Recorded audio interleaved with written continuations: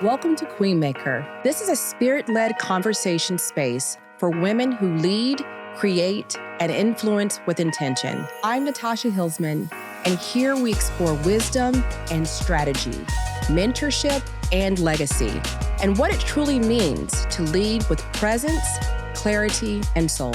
Queenmaker was created for women who are done rushing, done shrinking, and ready to be visible without abandoning themselves. Because queens are not born, they are made. So wherever you're listening from, take a breath, settle into yourself. You're in the right place.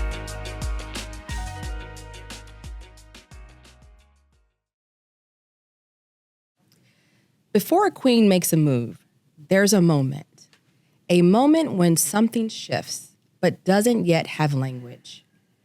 A decision forming beneath the surface. A role that no longer fits the same way, a tension that hasn't fully revealed itself. And in those moments, the wise queen does not rush. She seeks perspective, not because she's uncertain, but because she understands that seeing the whole board requires more than instinct alone.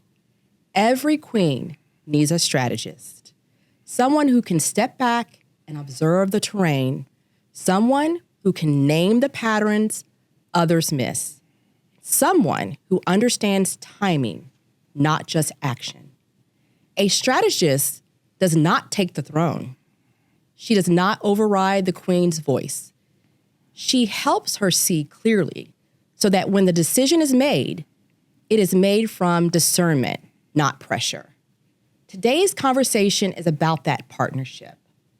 About wisdom that protects leaders from urgency, about clarity that forms before language, about what it means to trust yourself while still inviting counsel. And I can't think of anyone better to explore this with than Paula Widerlite. Before coaching became her title, strategy was her discipline. She served as a chief strategy officer, navigating complex systems and high-stakes environments. Leaders across the organization called Paula when they were navigating something they couldn't quite untangle. And there were moments when I picked up the phone and I called her myself. Not for answers, but for clarity. Because before she ever stepped into a coaching engagement, she stepped back. She gathered context. She studied the terrain. She made sure she understood the full picture. She sees the board. She understands the players. And she knows that sometimes the most powerful move is the one you choose with intention. Paula, I'm so glad you're here. Let's begin. Paula, welcome to the Queenmaker Podcast. Thank you, Natasha. I'm so excited to be here. I'm so glad you're here.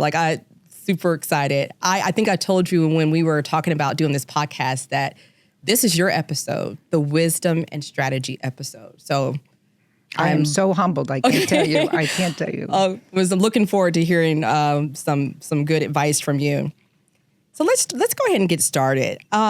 So my first question for you, because I maybe some people know you, some people may not know you, but I think there's a lot that we can learn from your story. But when you think back on your early years in strategic leadership, who were you becoming in that season? Well, it's interesting because I never really had an intention to seek out a strategy role. Mm-hmm. I was, in retrospect, probably somebody who relied on their instinct a lot more than I had the credentials to do. I really had no business relying on my instinct, but that's what I did. Okay. So I've been in this business a very, very long time, 40-some years. And when I started out, I didn't have a plan or a roadmap. I sort of taught myself a lot. Mm-hmm. But it was strategy, though. Something drew you to strategy. What was that? Sure. I think it was perspective on things like what is the lay of the land here. And the real story was I was given a task at the age of 19 inside of a hospital to function in a certain capacity, and I had no clue. And so I had to figure out what was the outcome that we were looking for. And so I had to put together a plan to get there. Mm-hmm. And is that why you ended up in healthcare, or from that working in that hospital? Well, yes, exactly. Okay. So I was a secretary in those days. Okay. And they needed a secretary to support the chief of nursing and the assistant administrator. And the real function that I became really interested in and good at was medical staff credentialing. Okay. So there was, in addition to me being the secretary for the chief nurse and the assistant administrator, a closet where the president of the medical staff said, here's some files. Okay. And they're called the medical staff credentialing files. Okay. That's really where I took a lot of initiative and had a lot of autonomy to get the job done. Wow, that's great. So that was a season you were talking about being 19 years old. Yes. You said you've been around for a long time. Mm-hmm. So what did that season teach you about wisdom that you still carry today? Well, I think wisdom is what you earn over time. So even though it was early in my career, I had earned wisdom from taking initiative on other things. I was a good student. I've been working since I was 14, worked at McDonald's. Kamala Harris is not the only one who ever worked at McDonald's. So I was pretty disciplined. Okay. And so I would say that I had that wisdom to be disciplined, to be prepared. And so I would say that's where that came from. But again, really, really early on, knowledge is what you learn, wisdom is what you earn. Okay. So I was building my knowledge, but I was relying on the good habits that I had built. Wow. Did anyone tell you were wise, or you just figured that out yourself? I think it was out of necessity. Okay. Yes, people would compliment me. I was a good student. Okay. And so I would get validation that way. But I knew that I had to be independent and self-reliant. So I knew that I needed to perform at a high level. Okay. All right. So I was saying in the intro that you have done strategy before coaching. So we know coaching is, amongst other things, you do a lot of things, as you know, really what you're into right now. So you've been inside leadership at the highest levels, you know, all different kind of levels. When leaders come to you now, what do you recognize immediately that others might miss? Because they're coming to you because they need something. I don't want to say help, but there's something that they need from you. So what do you recognize right away when a leader comes to you? The first thing that comes to mind is lack of confidence. I see that right away. I see lack of initiative. And I'm always looking for this victimhood, if you will. Okay. So if I start to hear someone say that they have barriers, which we all do, but it's never something they can solve, then I know we have some real opportunity to help them grow in that regard. I hear a lot, and particularly women, who will crave a seat at the table. Do they actually use that? Because, you know, that phrase went by, you know, I don't know where we got that. Right. Because we were at a lot of tables, kitchen table. Right, exactly. Not the table we want to be at, but that, do you think, I mean, I know I wanted you to explain, but I wonder if we even know what that actually means. I think there's sort of a mystery attached to it, that if I have a seat at the table, then, and that's not where it stops. Okay. So I will often say, okay, so first of all, you have to get invited to the table. Okay. So you have to show that you have some value to contribute. And then once you're in the room, did you contribute anything? Okay. And oftentimes I'll hear, well, I didn't feel comfortable. I didn't want to speak just because I wanted to hear and I would, you know, push really hard. If you get invited and if you're there, it is your responsibility to contribute something. Right. And so I know, because I know you sum people up pretty quick. Like I don't think it takes long for that. And so when you're seeing confidence, the lack of confidence, like what is it that person is saying? Do you see that they don't have confidence, or is it certain things that they're saying that you're like, oh, this person doesn't really have confidence in themselves? Well, I'll ask about certain behaviors, you know, like, so did you, and I'll ask people, okay, you're going to, usually I like to do it in advance, not retrospective, but you have a meeting coming up. Yes. What are you going to contribute? Okay. And I want you to challenge yourself to at least contribute one thing, if not three things. And I want you to be, even if somebody's already said what you were going to say, just say, I would like to support what they said, so that you are a contributing member. So I can tell when they are uncomfortable speaking up, that they don't have confidence. I'll also tell you sometimes they'll say they had feedback that they don't have executive presence. Oh, my goodness. And so we have to talk about what that is. Yes. And what does that look like? Right. And so, and they're sort of mystified. I don't understand what that means. And so we talk about that. And I think people confuse confidence with having all the answers. Okay. That's not necessarily it. Okay. It's reminding yourself, I'm here for a reason. They wanted my perspective. They wanted my answer. I have something to contribute. And, of course, being prepared. So, you know what? I was thinking about a couple of things because, you know, talking to a lot of leaders, they're on this path. Let's just say they're, in a lower level leadership position. And their goal is, I want to be X, whatever that is. Let's just say an executive. And they work so hard, and in the beginning, it really is about your tasks that you do and how quickly you get things done. And, and then it turns into, can you motivate others? And then it turns into this whole mystery situation when you go from that, whatever that level is before you become an executive. And I always hear these stories about them being they are in the position. They have the baton. I always talk about this baton, like a relay race or whatever. And they pass the baton to the person, but they won't run. They won't run. And maybe that's what you're talking about. They're they're at the table, but then they're not using their presence there. Are you? So I'm thinking sometimes it's really their voice. They're not talking at all. They don't ask questions. Why do you think that is? From people work, especially women, they work so hard to get to these positions, and then they get in the positions, they have the power. I'm gonna use the word power. I'm gonna use the word power. They got the access to the budget. People are looking for them because of their expertise area, and then they're literally silent. Paula, what is that about? Well, two things come to mind. First of all, let's talk about power. I'm comfortable with the word power. Okay. I don't know why there's any distaste about power. Okay. And there's a great book, I think it's The Power Code. Katie Shipman wrote it, and it's women typically like power to do something, not power over somebody. Right? So typically we come from a place, if I have power, I can get something done. So think about it in a positive way. All right. The second thing is we have to think about the culture of the organization. Okay. And if the culture of the organization is such that you don't feel welcome to speak up, I don't want to ignore that. So sometimes only certain people can make contributions.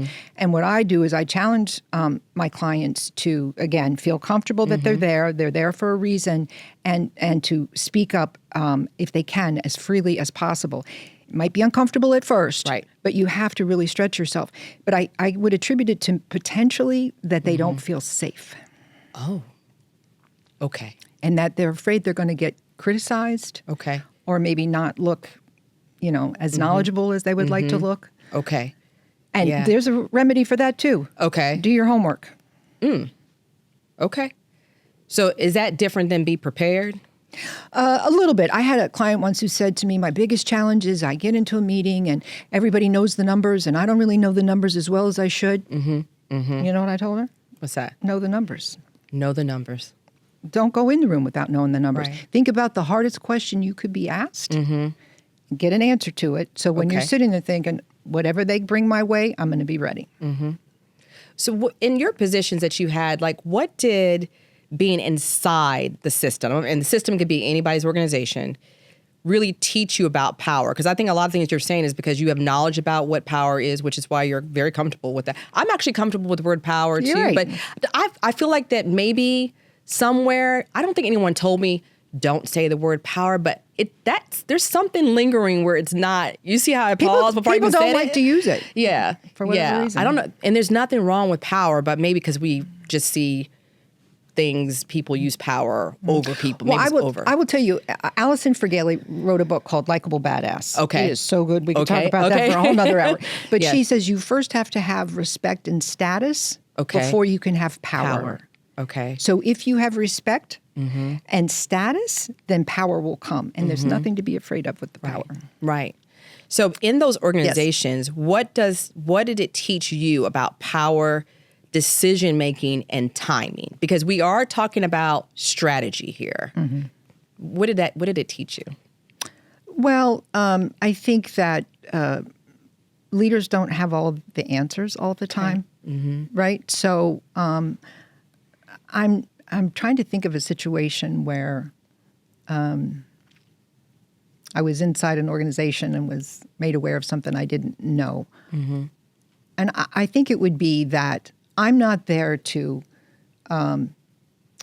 provide an answer that someone's looking for. Okay. I'm there to provide the best counsel I can provide. Okay. And that the people around the table probably don't know much more than I do. Okay. Yeah.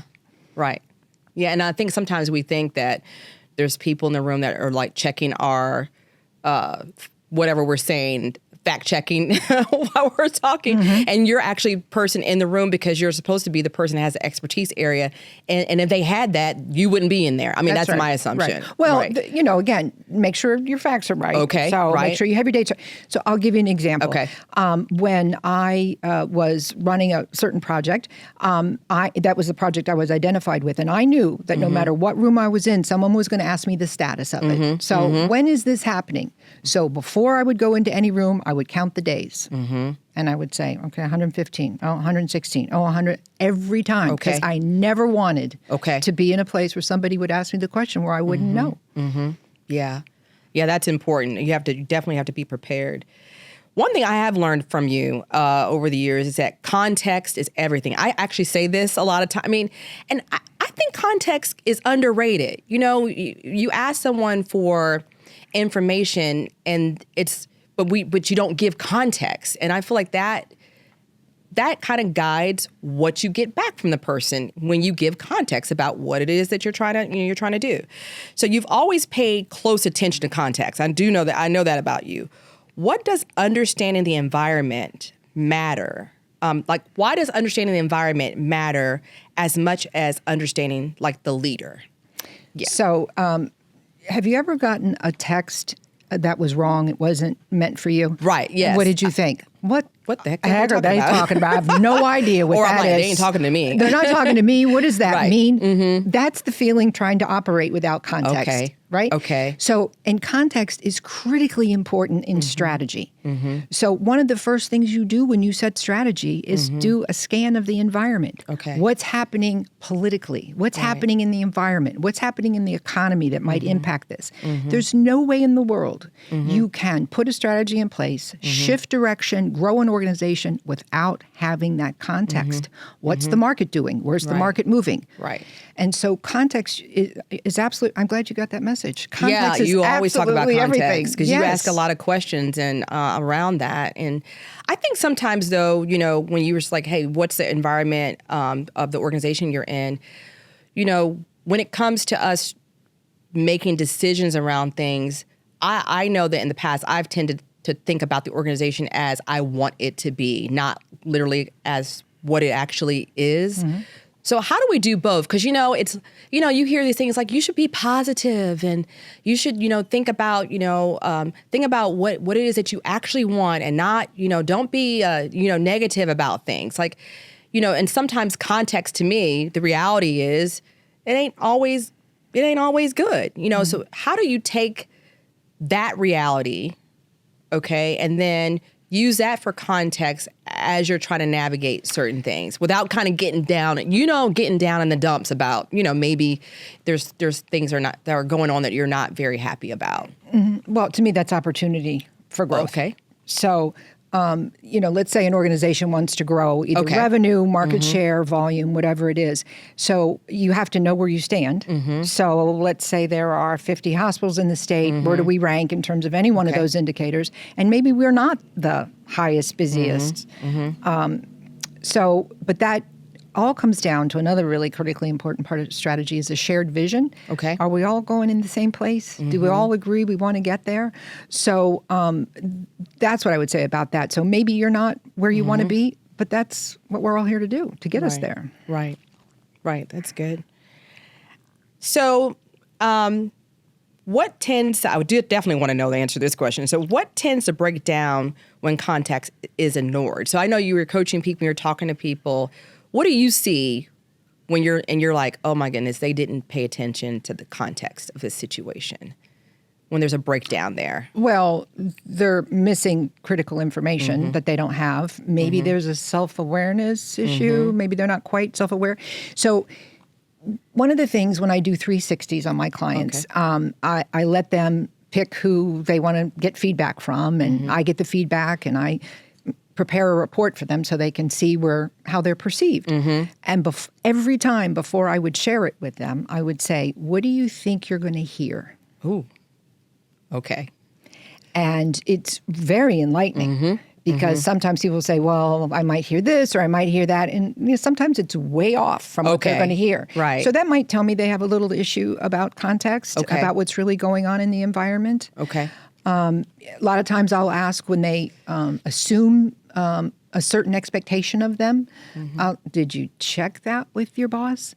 My favorite question is to say, ask your boss, if I do nothing else in the next quarter, what should I be focused on? What's the one thing I should focus on next? You don't know the answer you're going to get. And it's critically important to set that framework. So I would say that's the way I would find out whether they understand context or not. I would also ask them about, what's your competition doing, depending on what business they're in. Okay.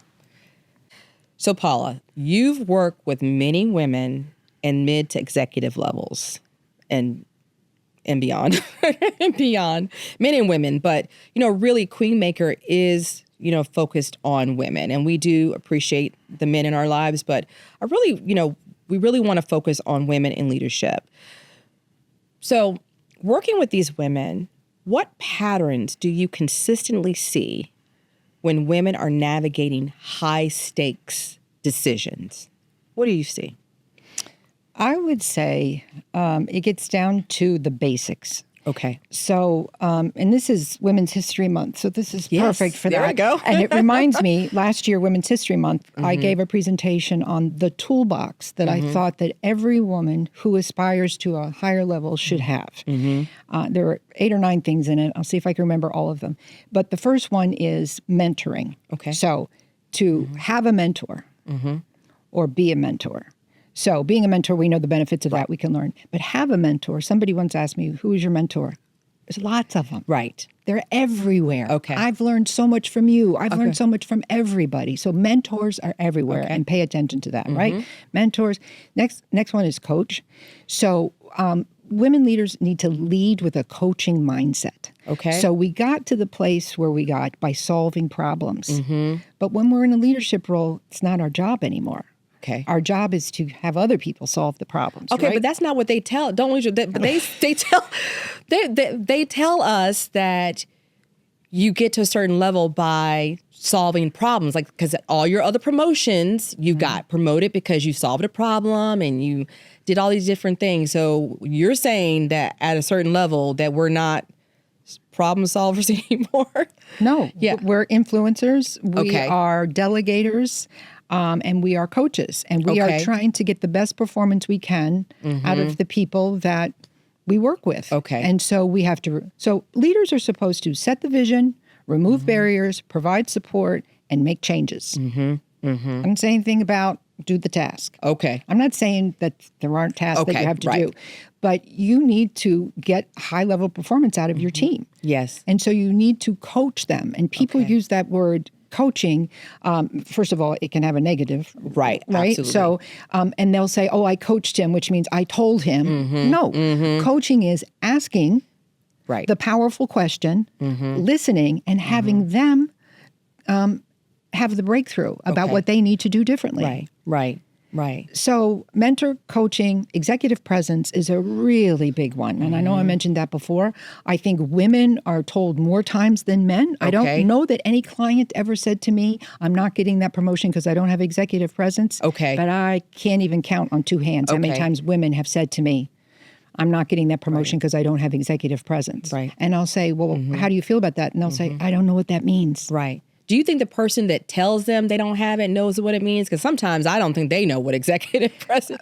What are they really saying? Because that I know, and we could do a whole episode on executive presence and what it is and what it isn't. But can you, when they tell you, "Hey, I was told I don't have executive presence," do you know maybe what people are seeing? I know what it is. And so there's research on it. And Sylvia Hewlett is the thought leader on this. It's how you act, how you speak, and how you look. Okay. And, how you speak means, can you communicate a vision? Can you communicate with confidence? Can you make decisions with imperfect data? Okay. All right. A lot of time you think about it as charisma, or gravitas. Yes. And so, how you command a room when you come into a room. So there is something to it, right? How you speak. Okay. Concise. Okay. Not rambling on. That's a big one. Like I coached somebody once and I said, you have, he was preparing for something. I said, you get 5 bullets. Okay. And that's it. Okay. And I said, practice with me. And you're rambling. Let's do it again. Okay. So we really have to master that. Okay. And then how you look, we have to show up like we are professionals. Do we want to talk about that? We can. How you look, because so as women we're we hear all kind of things. Okay, let me ask you a question. Do you feel that there is a different scrutiny on women leaders and how they look versus men leaders and how they look? When we talk about executive presence, as we talk about, what do you think about that, Well, Paula? I think it's unfortunate, but the reality is that there is. Okay. And I think in my early career, when I was much younger, I tried to resist it. Okay. And I had people literally say to me, you can't wear pants in a board meeting. You can't wear sleeveless. This was in the dark ages, so it was different then. But I resisted it. Okay. And I think somewhere along the line, reality sinks in, and you say, you probably should go along with what the expectation is. Okay. And is it any different for women? I would say yes, it is. I'm wondering, some of the women that say they're being told they don't have executive, it doesn't mean they have to have all 3, because you gave us 3 things. But I'm wondering if they also are resistant to one of those 3 things, Yes, and usually it's the how you look part. The how you look part. They really resist that. And I will tell you, the research shows that they showed a group of people, women, with certain different levels of makeup on, like a lot of makeup, a little bit of makeup, no makeup. And they were asked, who do you think is more competent just by the way they look with the makeup on? And who do you think looked the most competent? The person that didn't have a lot of makeup on? The most makeup. The most makeup on. Now, I'm not advocating for that. I'm not saying that. What I'm saying is be aware of it. Right. Decide for yourself what's right. But resisting it probably isn't going to do you any favors. Okay. So. Yeah. Wow. That's interesting. I hear a lot of that from my clients too. And a lot of them are they want executive presence, and sometimes they try to model that after something that they see in their organization, and that works good for that person. Right. That's not for them. Exactly. But then they also want to be themselves. Right. Too. So if a pantsuit feels good to you, wear a pantsuit. Right. Okay. If a dress feels good to you, wear a dress. But be aware. Okay. Because all the world's a sage, as you and I talked about before. Yes. And symbolism matters, and people are watching what you do and what you say. I'm going to make sure I get through my toolbox. I have some more. Yeah, that's right. Keep going. Okay. So after that is strategic thinking. So that's another one I hear a lot from folks that are wanting to advance to another level. They're told that they don't have strategic thinking skills. And that's the one where they really scratch their head. Well, what is that? How do I do that? I don't have time. Because I say to them, well, you need to read lots of journals, and you need to, and that's what I read. Every HBR article. You can't give me an HBR article I haven't read and sent to you before you sent it to me. Okay. So it was my job to stay on top of it. And so they would say, I don't have strategic thinking skills. And so that's a real tough one to share with people. But you have to talk to them about what do you see in the landscape? Where do you want to grow? And I have to tell you, the words you use matter. Okay. So if you want to talk about strategy, speak like a strategist. Right. I remember, like, I was talking in one of the episodes, I always talk about these folks I reported to. So I'm about to talk about another one. Gentleman I reported to, and he was over HR. And I remember in my performance, I was early in my career in HR.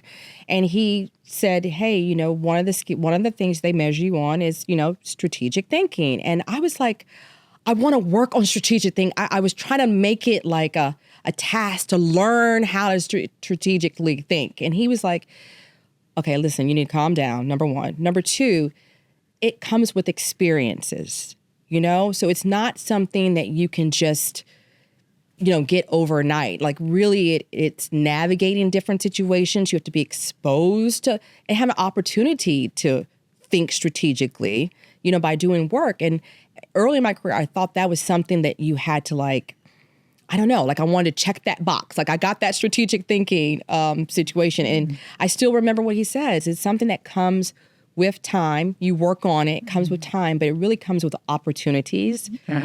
You're being exposed to different things and have opportunities to learn different things. Well, but I would add to that, make your own opportunities. Right. So I was reading every futuristic book about healthcare I could possibly get my hands on long before I had the title. Okay.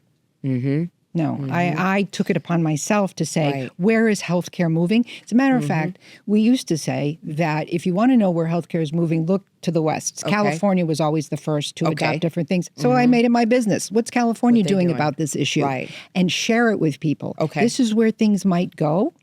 So yes, I think it comes with years of experience and opportunity, but you got to take You can make your own opportunity and kind of get that, you know, maybe quicker than just waiting for someone to give it to you there. Right, exactly. Yeah. Read the headlines. Do you know, read the clippings, the hospital clippings every day? Where are things going? And share that knowledge with somebody. Right. But if you share that knowledge with somebody, you do two things. Here's why I'm sharing it. Here's what I see.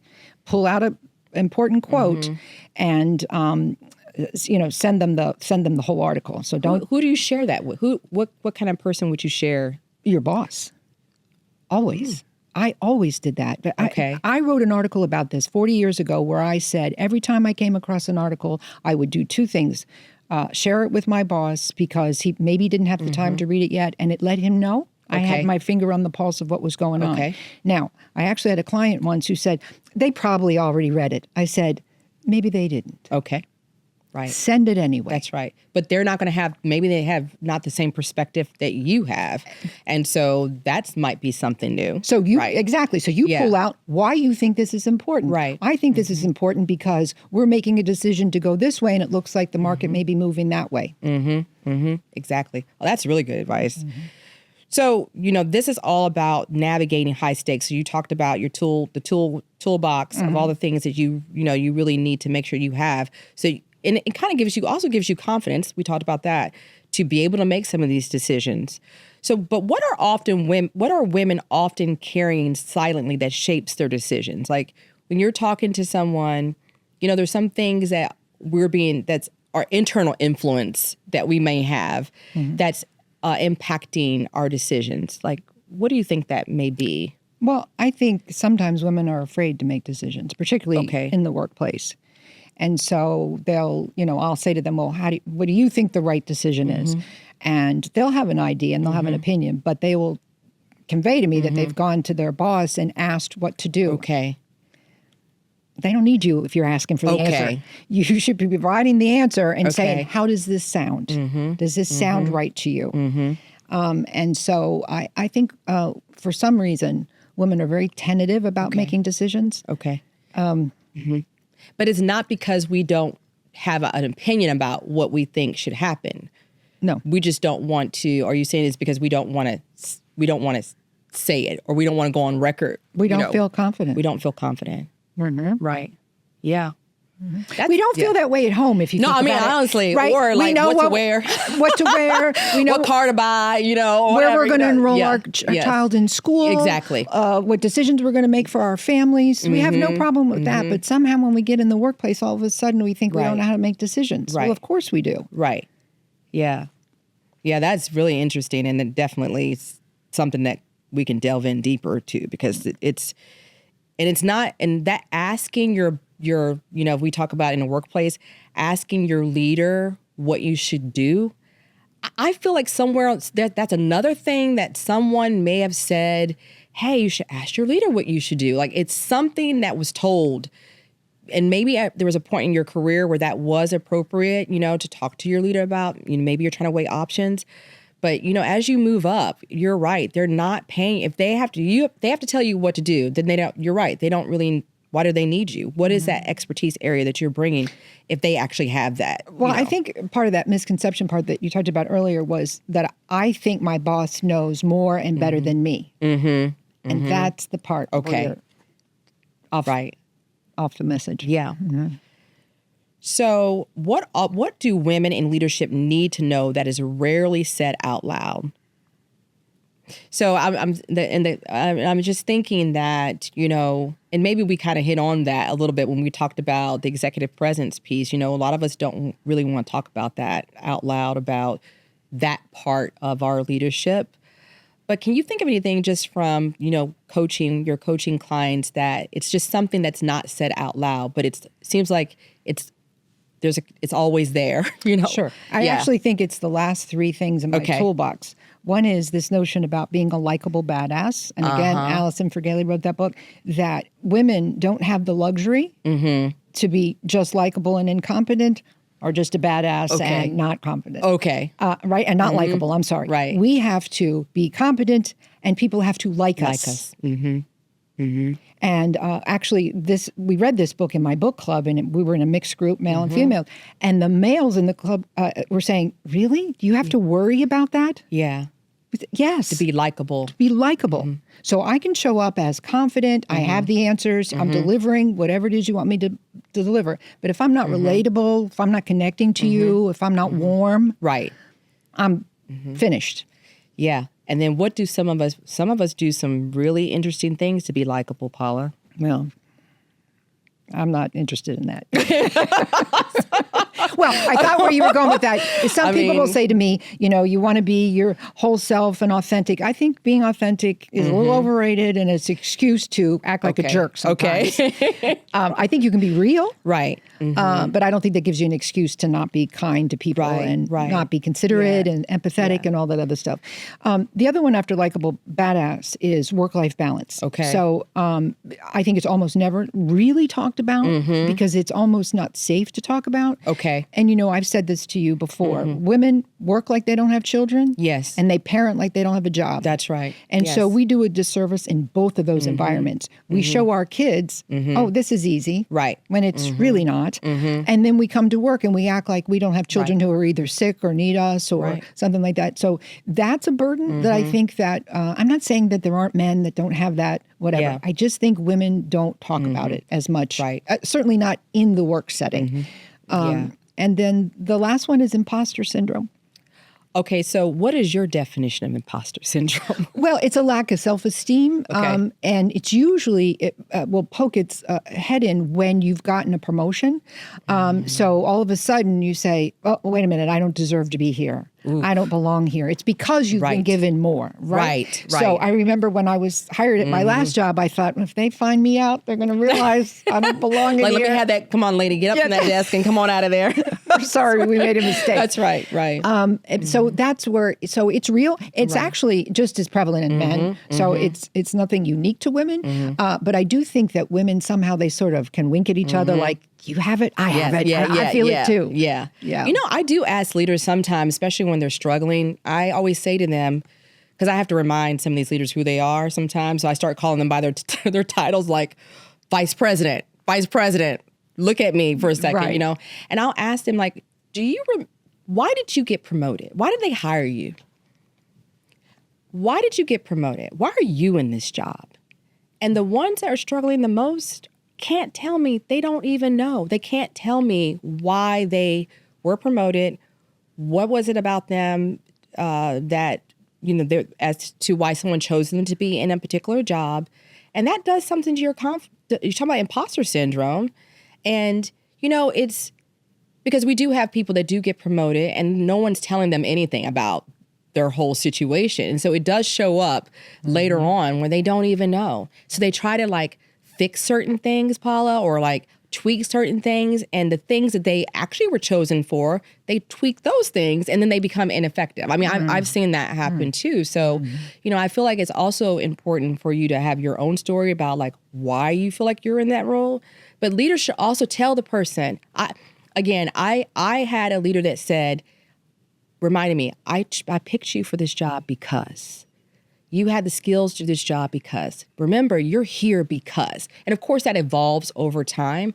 But I think that would help with some of this imposter syndrome that we have. Right, but we can't all rely on someone else to tell us that. So I would say that's a problem of that person not being aware of the asset they have and the value they bring. Okay. So they, could remind themselves, but they could also ask the question. Okay. What's the most important value I bring to the organization? And you might be surprised what the answer is. Right. You might be thinking, it's because I... Yes. Okay, yes. I'll give you an example. Okay. I thought it was because I sent 1 million HBR articles. Okay. Well, it wasn't. Okay. Okay. Right? It was because I did something else. Yes. So, and matter of fact, I had a boss who said, enough with the HBR articles. Okay, I'm done. So it wasn't valued. Okay. So, but you need to ask the question, what's the value, the unique value that I bring? Or you could say it this way, I think this is my value. Would you agree with that if you're uncomfortable asking? Right.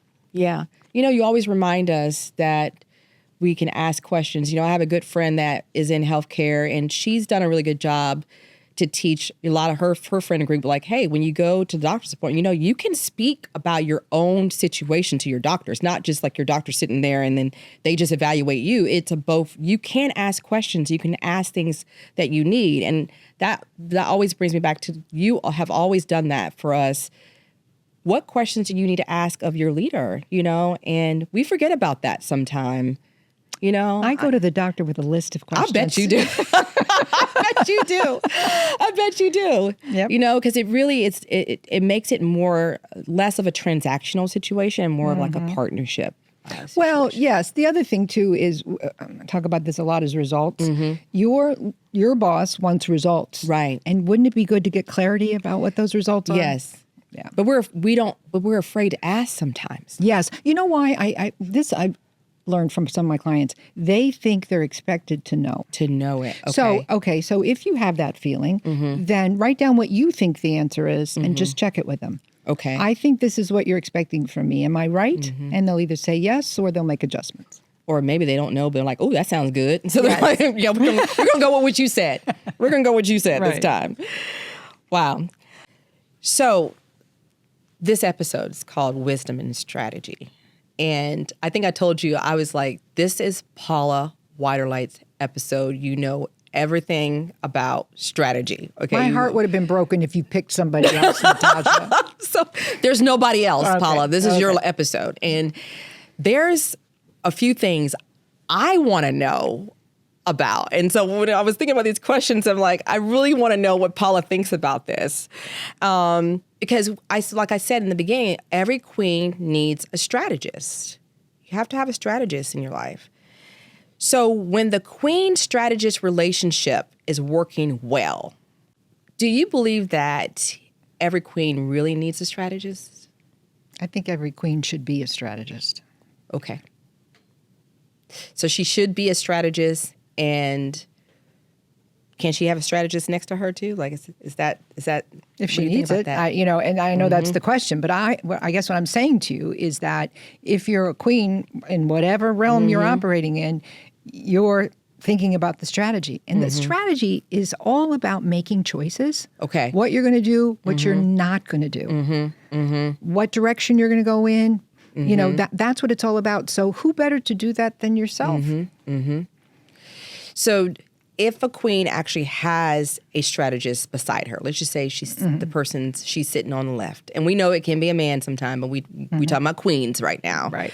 So when the queen has a queen-strategist relationship, and that's working really well, in your experience, what's actually happening beneath the surface? Like, why is it working well? Like, what would you see between the two people? The two people. Well, that the queen is open-minded, okay, and that the strategist understands the limitations, the capabilities, the landscape, and is thinking far ahead. everybody always asks me when we get ready to do a strategic plan, which is very different from a strategy. Right. But when we get ready to do a strategic plan, how many years should we plan for? And so the best thing I could think of, first of all, probably not more than 6 months to be real, but nobody wants to hear that. But let's plan for, let's say 3 years. Okay. But let's set our vision for 10.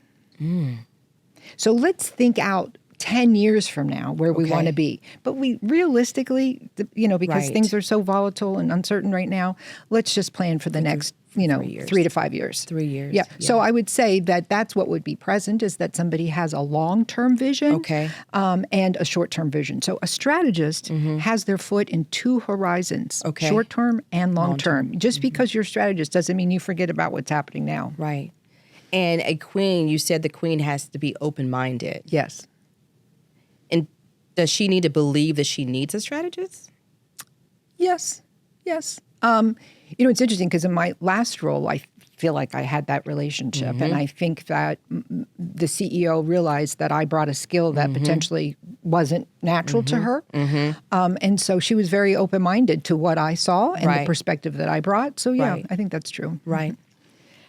Okay, so listen, I want to know the answer to this question. I told you that this is a question I've just never heard anyone answer, and I'm very curious from your experience what you want to say about this. So, what distinguishes a true strategist from someone who simply gives advice? Okay, let me preface this.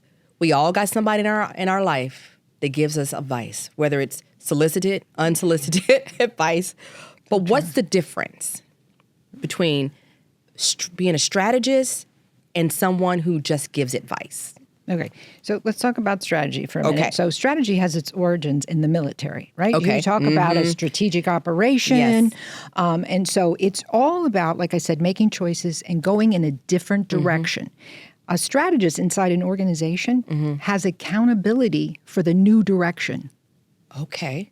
So they have to have put in the hard work of scanning the environment, understanding what's going on, and proposing a new direction for the organization. It's like I worked with a strategic planning committee, a board of a hospital, and out in Arizona, and the board member said, it's like taking a ship and just we're turning it now, right? Yes. Okay. But the strategist has responsibility for that outcome because we might have to make adjustments along the way. If there's tailwinds, if there's headwinds, we might have to make adjustments.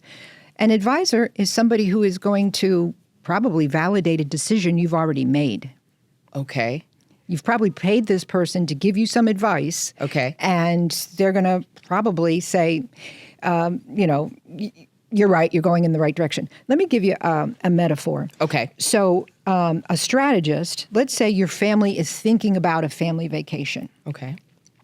Or maybe not even sure a vacation, but they want to do something. And so the strategist would say, well, what do you want to do? What's the outcome you're looking for? What's the results you want to gain? What do you like? What do you like? Whose preferences that we're concerned about? What's the weather going to be like? What's the cost? What are the different settings we can go to? And do all of that and then say, okay, I think what you ought to do is spend a weekend in New York, see some shows, go to some nice dinners, and do all that. An advisor would be the GPS who would say, we're going to turn left here, and we're going to turn right there, and I'm going to get you to New York.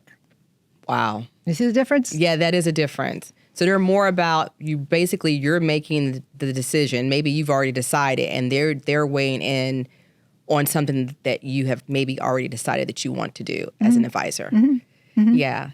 And because I hear a lot of times we tell leaders they need to understand strategy. We talked about that a little bit. But sometimes they do default to just giving advice. Yes. And, when I start working with the client on a strategic plan, I'll say, it's all about a shared vision, number one. So we're all going the same place. Number two, it's about deep and broad stakeholder input. So we have to know what of all of our constituents and our valuable stakeholders think and feel and then we need to execute on it.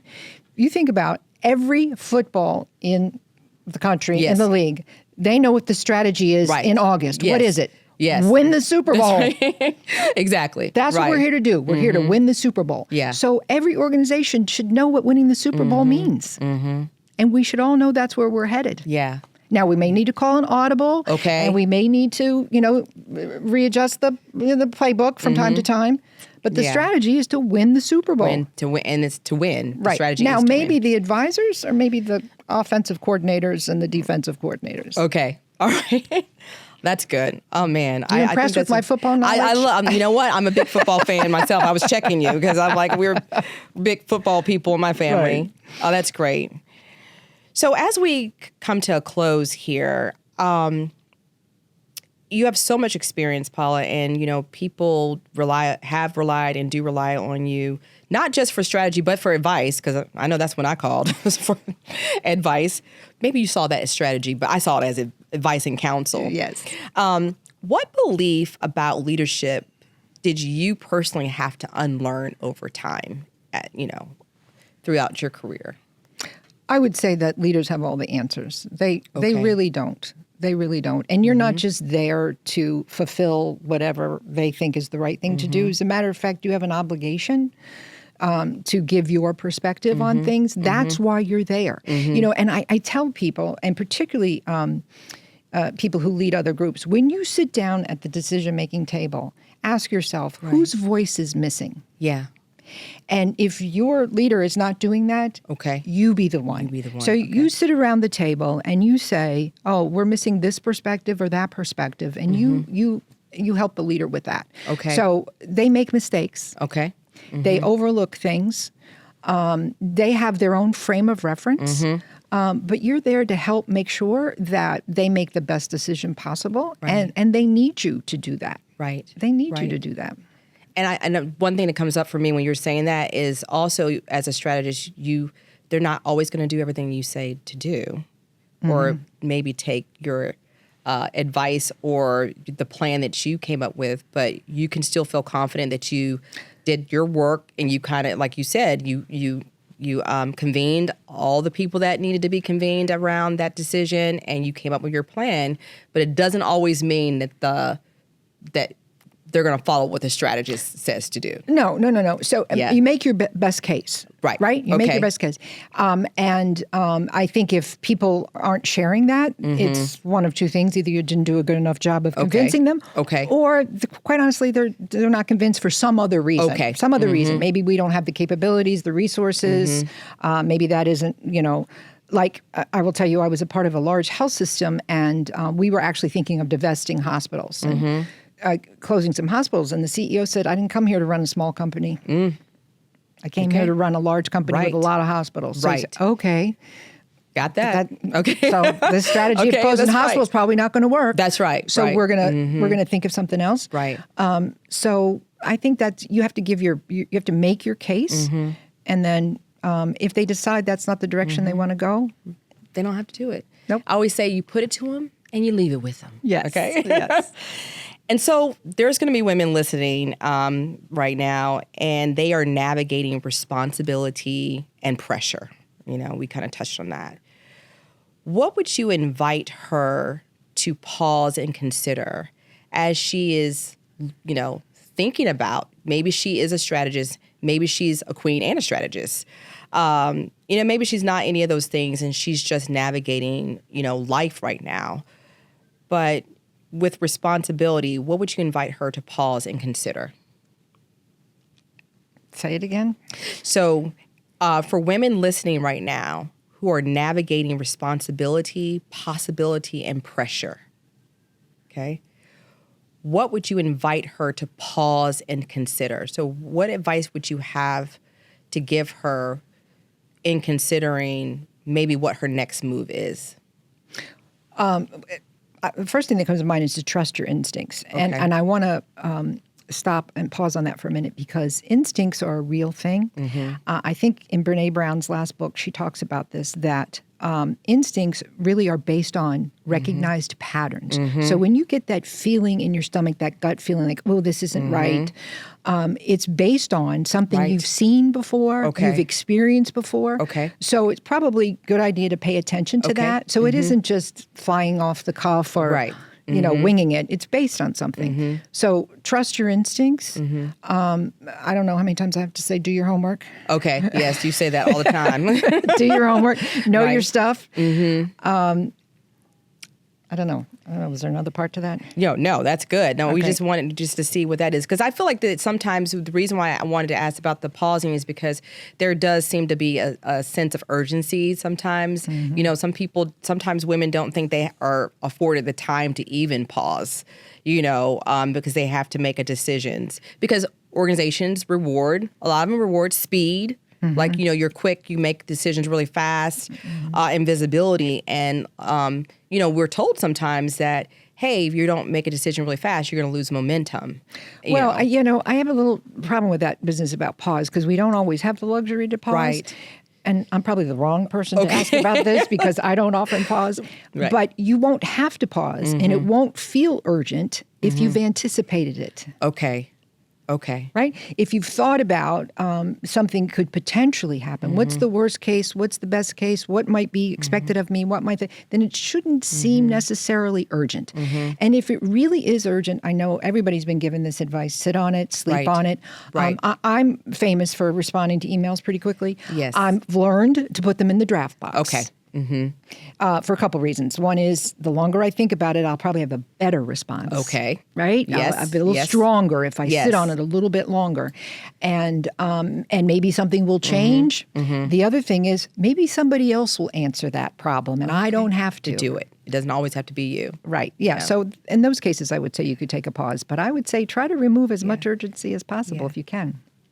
So as we close, first of all, I want to thank you so much for doing this. And, I don't have any place else to go. I can stay longer if you want. It just had to be you. And this is called the Queenmaker Podcast, as you know. And, would you share with us, what is a Queenmaker to you? What is a Queenmaker? Well, I was so excited about this when I heard about it because I think it's the opportunity to amplify and empower women. And that is so necessary. Yeah. We need to do that. We need to help other women and amplify them and empower them and give them permission to show up with all of their superpowers. Right. And so that's what I thought was so exciting about this. I don't know that anybody sits out to be a queen. I'm certainly not sitting in this seat because I think I'm a queen. I'm sitting in this seat because I think I can help somebody else hopefully discover that they have it in them. Yes. And you have done that for a lot of us, so I can attest to that. Thank you, Paula, so much for being here. You're I really welcome. appreciate you. It was my pleasure. Thank you. What I love about this conversation is that it reminds us of something powerful. A queen does not move alone. She may carry the crown, and she may make the final decision, but beside her is someone who sees the whole board, who understands the terrain, the timing, the players, and the patterns. That is what a strategist does. A strategist does not take the throne. She protects it. She creates space between urgency and action. She helps name what is forming before it has language. And she reminds the queen that pause is not weakness, it's discernment. And yet, even with the wisest strategist at her side, the queen must still listen inward. Because no matter how clearly someone sees the board, only she can feel the weight of the crown. Wisdom is not outsourcing your discernment. It is strengthening it. It is knowing when to seek counsel and knowing when your inner voice has already spoken. So as you navigate your own board, your own terrain, and your own decisions, let the strategist help you see. But remember, the strategist may help you see the board, but you are the one who chooses the move. And that choice, that's your power. As we close today, I invite you to sit with what stirred, not to rush into action, but to honor the insight that found you. Leadership isn't about doing more. It's about listening deeper, choosing wisely, and trusting your own knowing. If this conversation resonated, please like this episode and subscribe here on YouTube. It's how this space continues to grow and how more women find their way here. And if you'd like to stay connected between episodes, you can follow me on Instagram at LiveWellHeal where I share reflections and behind-the-scenes moments. You can also explore more at livewellheal.com when you're ready. Until next time, remember, I see you, and every crown is earned.